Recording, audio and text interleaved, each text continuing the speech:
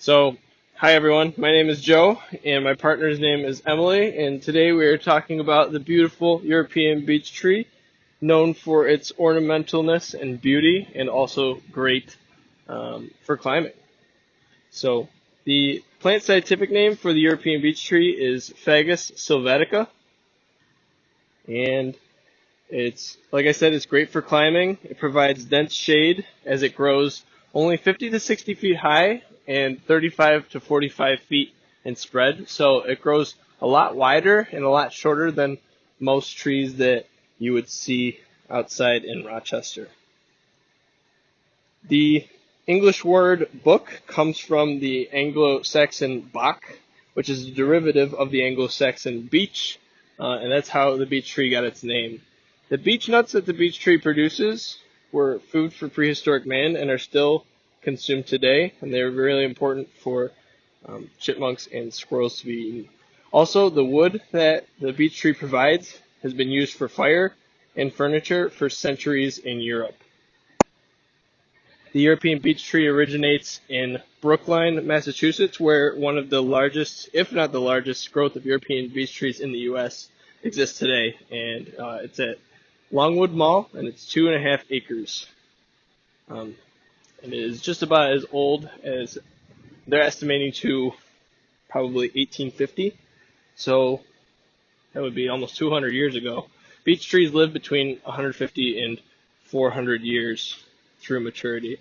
They prefer full sun and acidic, moist soil, although they do have some drought tolerance.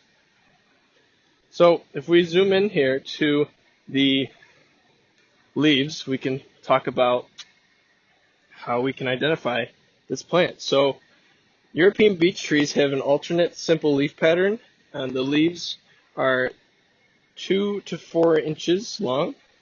The oval brown beech nuts that the European beech tree produces are 1/2 to 1 inch in diameter. If we look over at the trunk, we can tell that it is gray and it is smooth or brushed looking. It's got a lot of knots in it, as you can see at the bottom of this tree. And it's very wide, stout, and just a really strong tree. The branches are mostly horizontal and close to the ground. And if we look back at the leaves are very shimmery and green on the top and just not as shimmery on the bottom during the summer. Currently, it is October, so the leaves are starting to change to almost like an orangish color. If we look back at the tree, you can tell that some of the leaves are starting to change. Most of them are still green, but we're getting into the fall foliage. This is a deciduous tree, which means that it will eventually have all of its leaves turned and lost for the winter, and will come back in the summer nice and green. September and October are the prime months for harvesting the European beech nuts, although we did not see any on this tree this year. They're probably closer to the top because a lot of the ones that are lower may have been eaten by animals. Now, and then the last thing that we want to talk about is on the far right,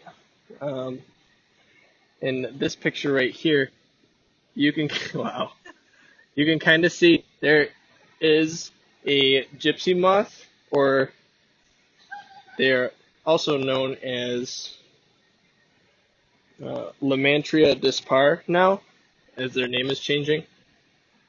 But you can see one of the carcasses left behind from the gypsy moth in this tree. So thanks for checking out our European beech tree, and stay tuned for other trees to be talked about on campus.